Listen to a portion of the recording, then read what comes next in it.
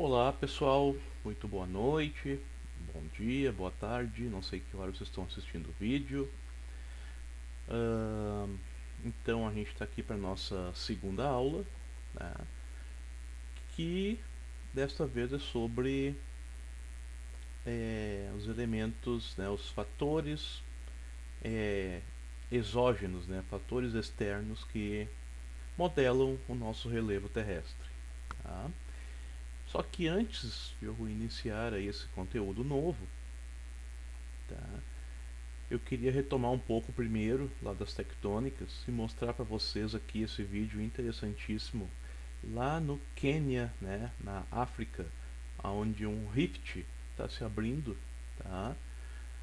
E os geólogos já vêm monitorando isso desde os anos 50, né, por aí, que já se sabe que a África, né, que a placa africana está se partindo lá no leste africano, né? Só que agora há poucos anos é que fazem poucos anos é que isso se mostrou na superfície de fato, né? Então vejam bem aqui essas imagens, que interessante, né? O quanto já está afetando a vida das pessoas que lá habitam, né?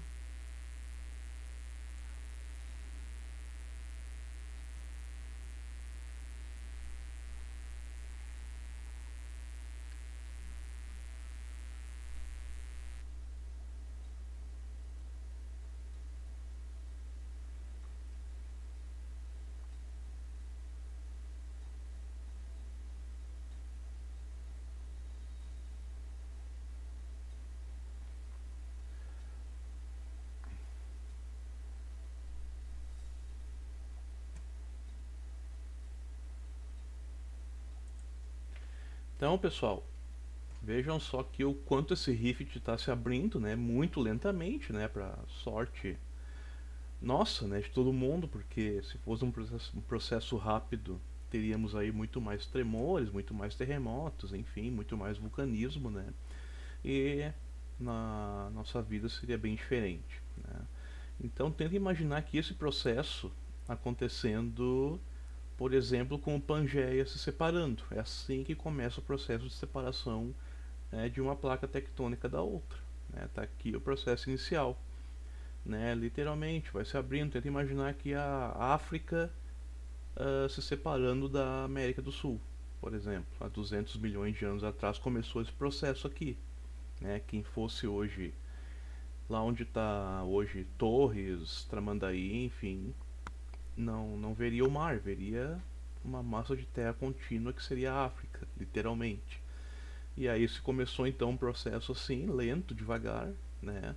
E que ao longo dos milhões de anos foi aumentando, começou a adentrar água por esta fenda, e aqui provavelmente começa a acontecer a mesma coisa, né? E haver então a separação da placa tectônica, né?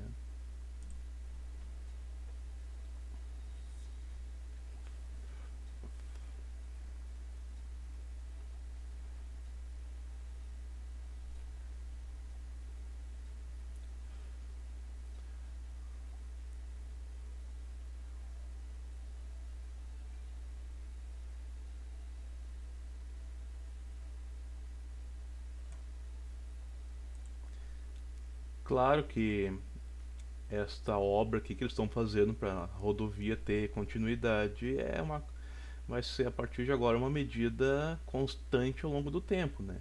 Isso aqui é só paliativos, que não vai perdurar por muito tempo. À medida que vai abrindo, a rodovia também vai se abrindo. Olha o tamanho do problemão que está instaurado aqui para esse pessoal, né? Conviver agora e com gastos, né? Porque com certeza tem um custo para fazer essas obras aqui, né? De reparação, e o constante risco de desabar, né? Tá passando um de carro ali, desaba com todo mundo dentro, né? Enfraquece ali a estrutura, enfim, com a abertura constante, quando vê, acontecem acidentes, né?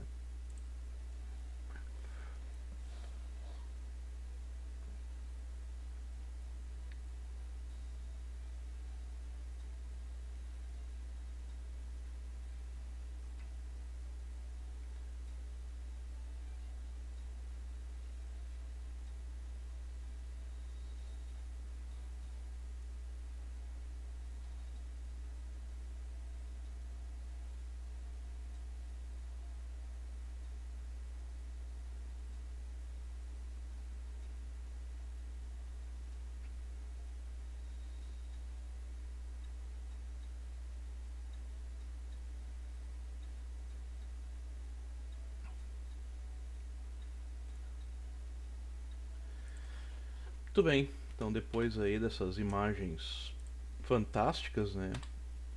Vamos então ao nosso segundo grande conteúdo do ano, que vão ser os fatores exógenos que modelam o nosso relevo, tá? Exógeno, né, é a mesma coisa que externo, fatores que acontecem da superfície para cima. Antes a gente analisou na primeira aula, né, da superfície para baixo, né, as forças que modelam.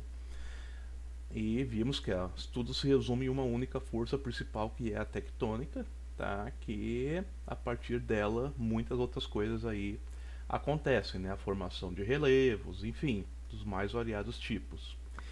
Só que à medida que o relevo é construído pela tectônica, automaticamente, né, imediatamente já começa o processo de destruição, de corrosão, de erosão, né, desses relevos por diversos fatores, então, externos. Tá? E aí temos um conceito aqui muito importante para esse conteúdo, que é o conceito de intemperismo, tá? Que é o processo natural de decomposição, desintegração de rochas e solos, tá? E tudo que constitui essas rochas por ação de efeitos químicos. O que é um efeito químico? Um exemplo, né? A própria água. A ação da água causa um desgaste químico das rochas. Tá? Este é um exemplo aí de efeito químico. Efeitos físicos, né? Aí colocamos então a força dos ventos, a força de uma geleira, nós vamos detalhar um pouquinho mais adiante aqui, tá? E dos fatores biológicos, que é bem específico, né? Aí, por exemplo, quem é que já viu aí uma barranca, um barranco, ali com algumas fraturas, né? Rochoso, e em meio a essas fraturas da rocha ali tem uma raiz de uma árvore crescendo em meio a essas fraturas, ela vai ali engrossando e vai, né, forçando a rocha a se fragmentar. Né? Então esse é o processo biológico aí, o exemplo mais clássico que eu posso passar para vocês, assim mais fácil de entender, tá? De como é que o fator biológico pode desagregar uma rocha, né? E resultam da exposição aos agentes externos. Então as rochas do nosso planeta, todas elas, todo o nosso relevo, estão expostos em maior ou menor grau, né, a agentes que vão degradar, que vão fragmentar essas rochas, tá? Alguns de forma mais veloz, outros de forma mais lenta ao longo do tempo, né? E pode ser vários em uma região combinados, ou pode predominar um deles, enfim, é uma das formas de intemperismo. E aí a gente começa a analisar cada tipo. Tá? E o primeiro aí vai ser a erosão fluvial. Tá? Tem duas palavrinhas importantes aqui que vocês têm que atentar. Nós temos fluvial e depois, né, pluvial, em P. Tá? Tentem não confundir esses dois conceitos, né? A erosão fluvial é causada aí pelas águas correntes, né, de rios, arroios, córregos, enfim, né, que estão constantemente provocando desgaste nas encostas, né, desses córregos, rios, arroios, enfim, e vão ao longo do tempo removendo porções do solo, né, das margens aí desses córregos, né, desses canais, provocando desmoronamento de barrancos, né, e por isso o rio pode mudar de forma ao longo do tempo. E esse processo é também chamado e conhecido como assoreamento. Tá? Aqui temos algumas imagens, né, que eu coloquei nos slides aí para vocês desse processo. Então, o que acontece? A água que tá corrente, né, e começa aqui a desabar, né, esse solo todo que está aqui nas margens, né, e vai então atulhando o canal, literalmente, vai assoreando, né? Isso aqui é o processo de assoreamento, tá? Causando grandes problemas se for muito intenso. Tá? Aqui uma outra imagem também com claro potencial de assoreamento acontecendo, e aqui tem um desmatamento já presente, né, obra do ser humano. E bom, então esse é o problema. Como é que se faz para preservar essas barrancas, essas encostas aí, né? Bom, a única forma de preservar isso é através da vegetação, né? Tendo vegetação presente nessas margens aqui, as próprias raízes, né, dessas árvores, dessa vegetação, vão se integrando ao solo e vão firmando o solo, dificultando o processo de erosão fluvial. Né? Vai afirmando ali a barranca. Não quer dizer que cesse 100% o processo, não. Mas ele vai com certeza levar muito mais tempo para se intensificar do que não tendo vegetação alguma, como nesse caso aqui. Né? Tem desmatamento, o solo aqui está descoberto, não tem vegetação alguma. Então, além da própria erosão fluvial, qualquer chuva que der aqui que aumente o nível dessa água, vejam aqui a quantidade de solo que vai ser carreado aqui, né, levado por essa água toda. Né? Então, aqui temos um potencial enorme de assoreamento num nível bastante acelerado. Ok? E aí, em seguida, temos a erosão pluvial. Essa é a causada pela água das chuvas, tá? Não confundam com a fluvial ali que nós acabamos de ver. Né? Erosão pluvial, né? Pluviosidade tem a ver com chuva. E chuvas de menor intensidade, ela provoca apenas a simples lavagem dos solos, tá? Mas em grandes proporções provoca alterações mais intensas, com erosões mais profundas. Né? Quando os solos estão limpos, né, descobertos por vegetação, né, sobretudo em áreas inclinadas, que tem inclinação do relevo, os efeitos da erosão pluvial são mais graves. Então aqui temos imagens, né? Uma foto aqui de um deslizamento recente causado pela erosão pluvial, tá? Aqui deslizamentos mais antigos, né, onde já está sendo recoberto por vegetação aos poucos, né? Tem uma clara interrupção na vegetação aqui que denuncia que houve aqui deslizamentos anteriores, e aqui uma área de potencial para novos deslizamentos. Né? Então o que acontece? Aqui a rocha está exposta, ela tem claramente aqui uma camada de solo sobre essa rocha. Né? E aí o que acontece? O que mantém esse solo firme aqui? As árvores, suas raízes, sua vegetação toda enraizada aqui que segura esse solo muito bem. Só que o que aconteceu? Aqui dá para ver que é uma área de uma inclinação muito elevada, né? Bastante inclinada, bastante íngreme, e com certeza houve uma grande quantidade de chuva, né? Que fez com que esse solo aqui se encharcasse a tal ponto que ele perdeu a capacidade de absorção, né? Ele ficou literalmente saturado por água, e com o próprio peso da vegetação e mais inclinação, isso tudo veio abaixo. Né? E olha onde o glorioso ser humano gosta de construir aqui pousadas, enfim, para turistas. Né? Que lugar maravilhoso aqui de construir uma pousada. Aqui nesse acidente, né, nesse deslizamento, morreram pessoas aqui soterradas. Aqui tinha mais pousada, aqui tinha uma outra, né? Aqui com certeza vidas se perderam por conta dessa grande irresponsabilidade em construir um local como esse. Aqui escapou por muita sorte, né, de ser soterrado também. Então aí que está a importância, né? Depois nós vamos ver mais adiante aí as leis, né, que uma cidade deve seguir, um plano diretor para ter lugares possíveis de serem construídos, e os que não são indicados porque tem alto risco, né, as chamadas áreas de risco. Né? Então isso aqui é obra da erosão pluvial. Né? Não confundam pluvial com fluvial. Tá? Aqui é obra da erosão pluvial das chuvas, tá? Então, tá aí o segundo tipo de fator exógeno que modela o relevo.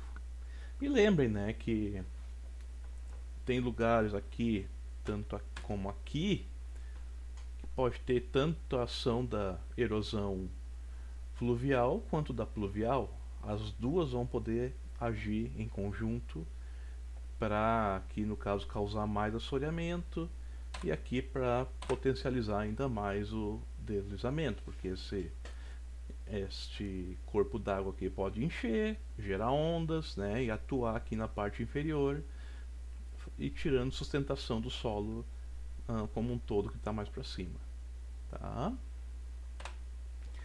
E aí depois temos a erosão eólica, que é causada pelos ventos, né, a ação dos ventos.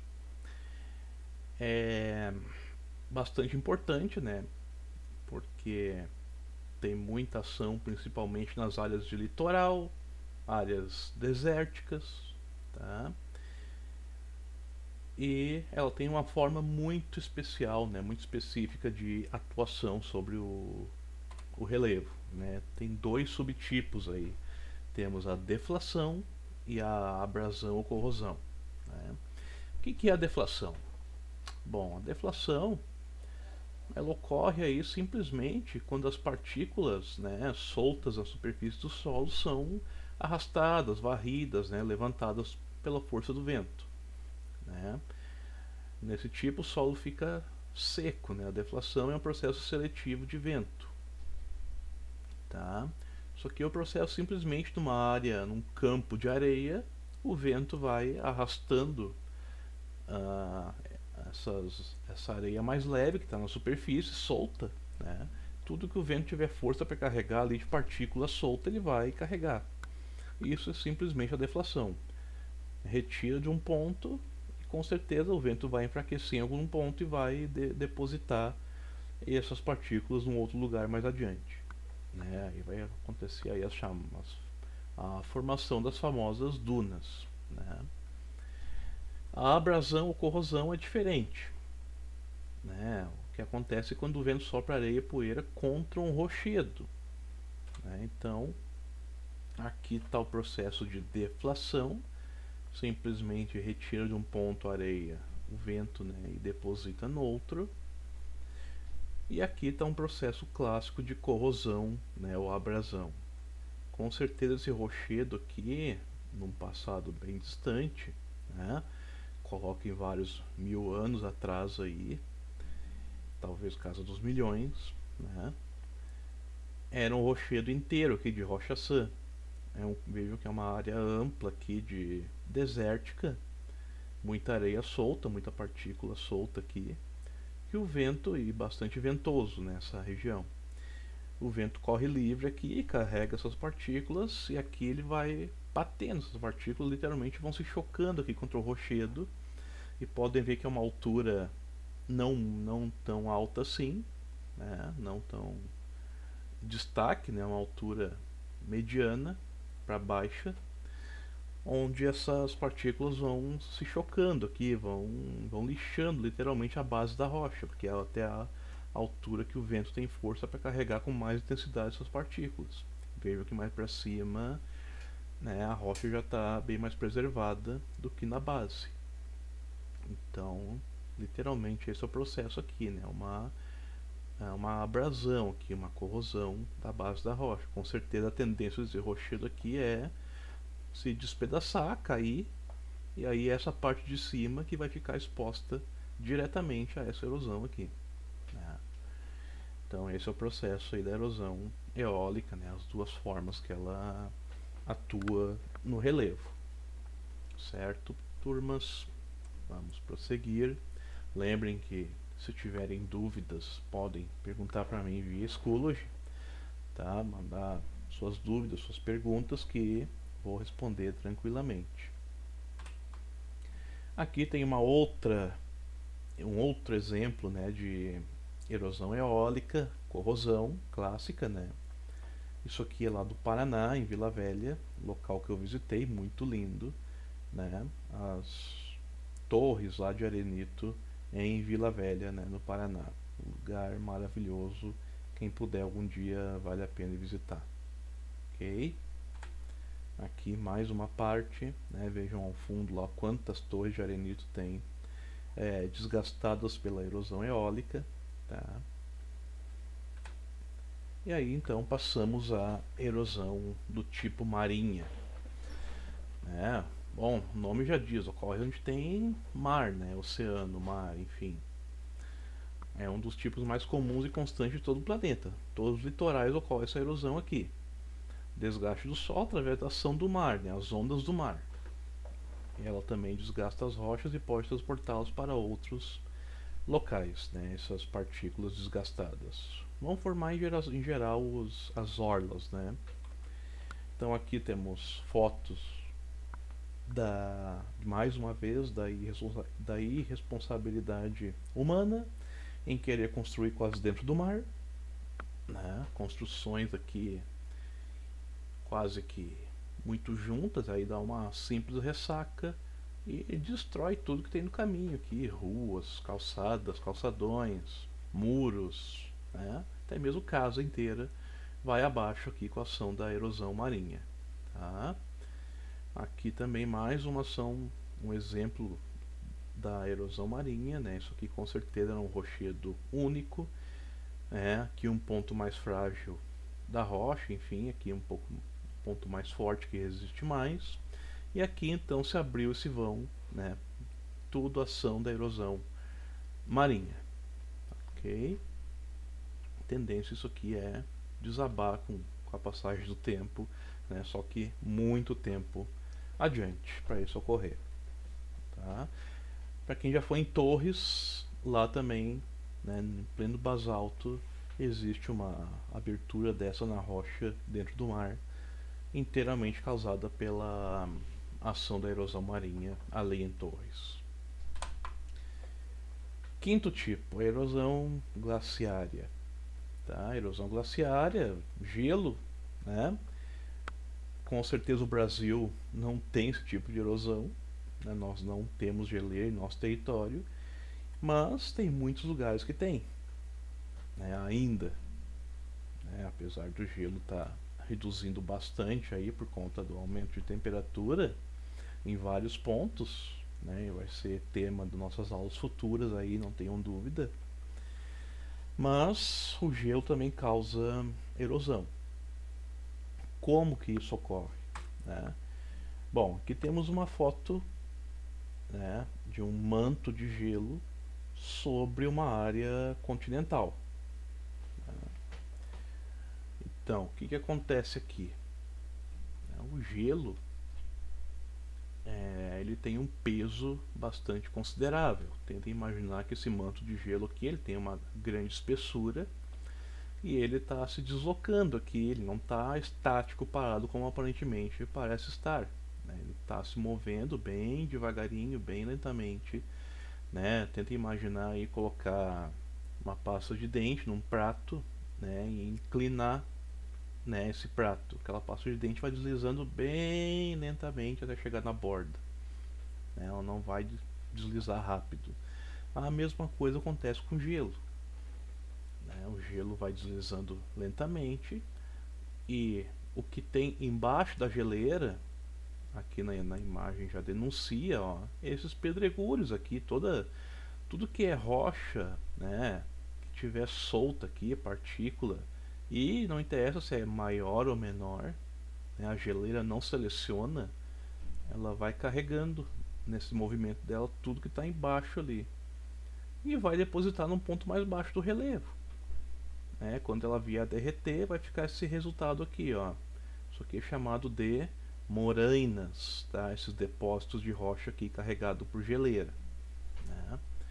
Então, esse é o processo. Aí, esse monte de rochas aqui, pequenas, maiores, se arrastando contra o assoalho continental, né, vai literalmente cortando a rocha-sã que está abaixo, né, com o peso da geleira e mais esses pedregulhos tudo aqui embaixo sendo arrastado, eles vão é, eles vão cortando a rocha sã que está abaixo, né? Vão literalmente deixando marcas, né?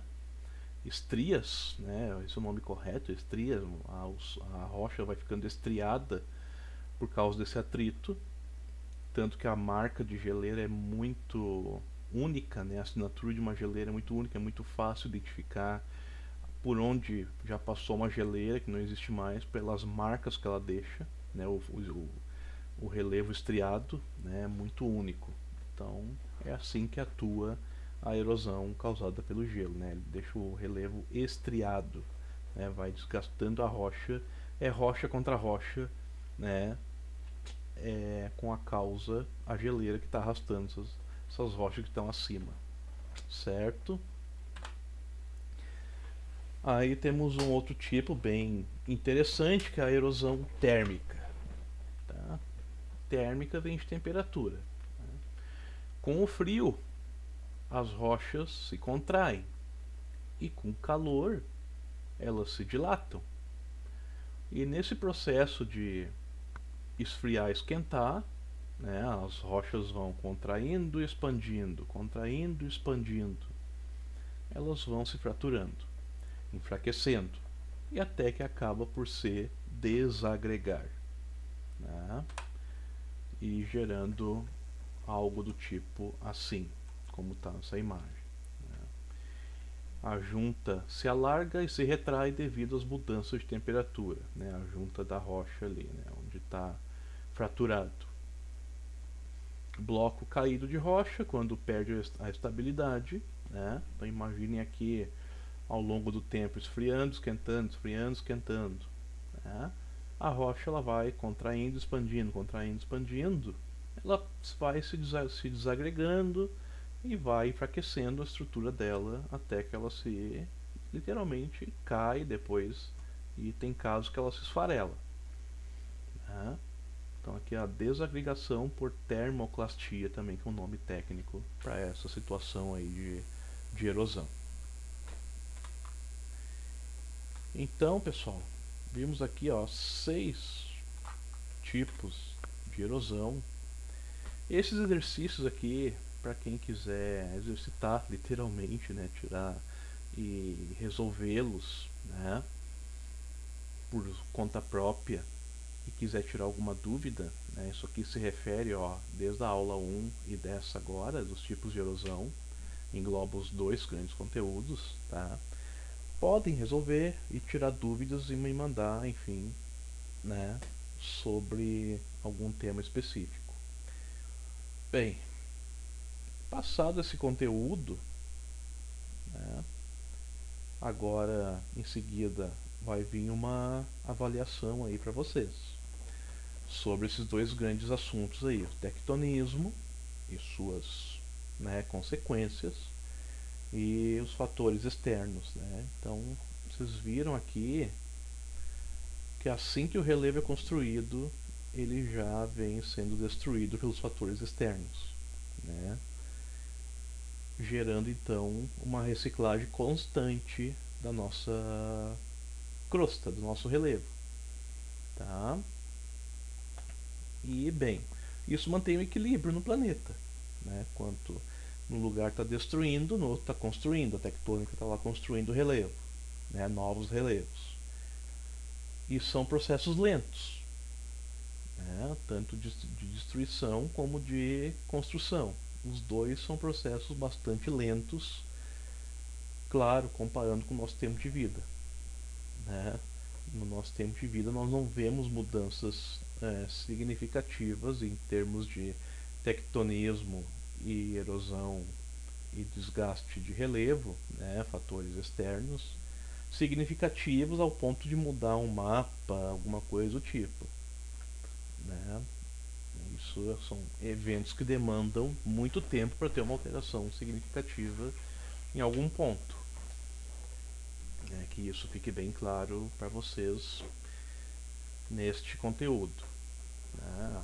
É importante entenderem a escala do tempo, né? Dimensão, espaço, tempo. Já falei isso para vocês em aula também, desde a primeira aula, né? Dimensão, espaço, tempo. Entender isso. né? É muito tempo, é pouco tempo em relação ao que? Tem que ter uma base, né? O nosso tempo de vida é uma base, né? Tal evento leva muito tempo ou pouco tempo para acontecer? Bom, aí tu tem que ter uma referência de alguma situação, né, factual que tu possa comparar. E a mesma coisa é espaço, né? E espaço é pequeno ou é grande? Bom, em relação ao que? Né? Tem que ter essa noção de contextualizar essas coisas, essas duas grandes dimensões de espaço-tempo dentro da geografia, que é bastante importante para o entendimento como um todo do grande conteúdo. Certo, pessoal? Então, fica aqui encerrado esse conteúdo. Né? Eu acho que eu separei aqui um vídeo de. Olha só.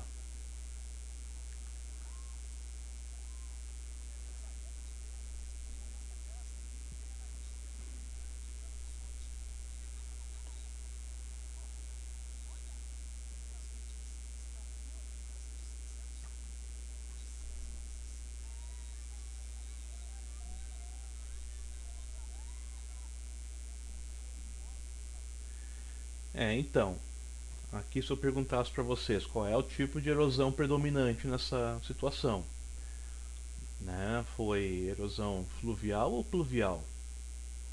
Ah, uma boa perguntinha. Aqui com certeza tem a predominância da erosão pluvial, né? Muita chuva, né? Ah, as construções com certeza estão em locais que não são nada indicados, né? É uma encosta, muita chuva, o solo saturado, né? Pouca vegetação ali para manter isso tudo em pé, né? Uma vegetação bem esparsa ali, bem rala, né? Não tem poder para segurar muita chuva. E aí o solo literalmente saturou, tá? Muita água e gerou aí essa situação, né, de desabamento aí, né?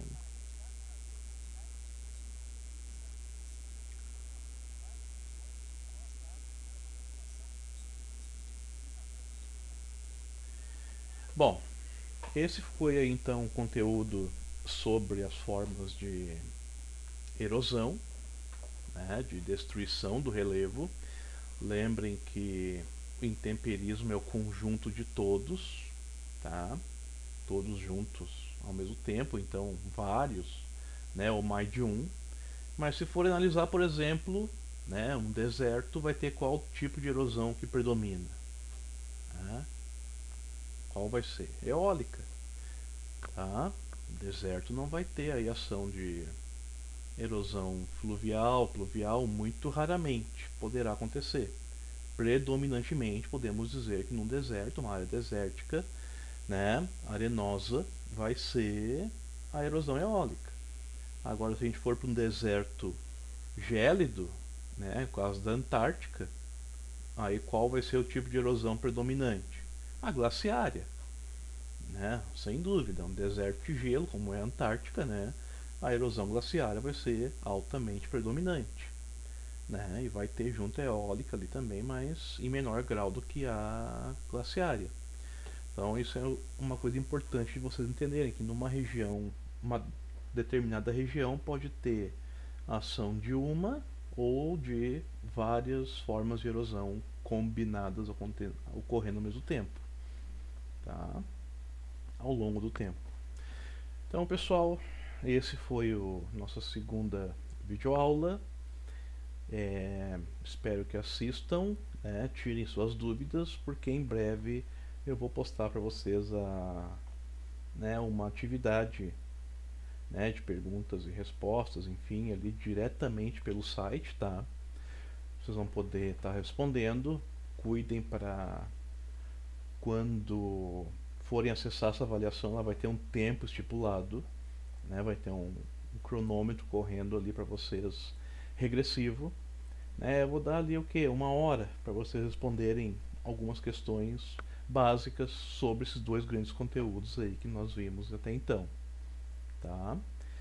E aí vou dar um prazo para vocês responderem, né? Vai ter ali alguns dias que eu vou determinar no site, vocês vão poder estar ligados nisso. E mais uma vez, né, pedindo aí para quem não se inscreveu ainda, os que já estão inscritos aqui assistindo, peçam para os que não se inscreveram ainda no site para se inscrever, realizar as tarefas, as atividades, tá? Porque na volta isso tudo vai ser cobrado, né? Quem porventura não fez por N motivos, né, não prestou atividade aqui no site, bom, vai ter que refazer tudo presencialmente comigo, né? Se quiser ter a, a sua avaliação, né? E claro, com atividades diferentes, né? Perguntas totalmente diferentes sobre o mesmo tema. O tema vai permanecer o mesmo, né? Mas eu vou cobrar um outro tipo de avaliação presencial que não esse aqui do site que eu estou postando para vocês. Isso tem que ficar muito claro. Ok, turma? Então, espero que façam bom proveito, que tirem suas dúvidas, que perguntem, né? Estou disponível a responder. Em breve estou postando atividade aí para vocês poderem fazer, tá? Realizando via site, tá? E cuidem-se, fiquem em casa, né? Cuidem de si e ao mesmo tempo estarão cuidando de várias outras pessoas, de suas famílias, né? Só com esse simples ato de ficar em casa, né? Porque é o que está fazendo sucesso aí nessa pandemia no Brasil, de não estar havendo um grau de contaminação tão enorme, é justamente esta quarentena aí, que está leve, ela não está pesada como está em outros países, né? Ela não está tão densa assim como outros países estão fazendo, né? Considerem assim.